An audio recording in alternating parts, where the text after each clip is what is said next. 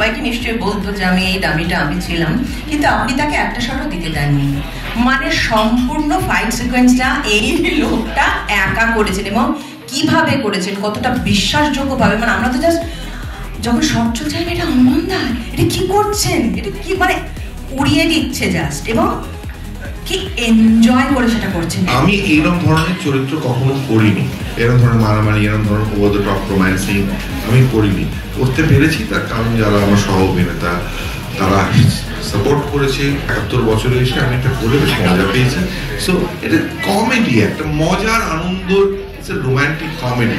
সেটা পরমের ক্যারেক্টার হোক, সেটা আমার হোক, সেটা মিঠুনের হোক, সেটা বিশ্বনাথের হোক, সেটা যারই হোক, ভেরি ফানি। আমার খুব মজার লেগেছে করতে এবং মিষ্টি। মিঠুন বলে it's a very cute film, আমিও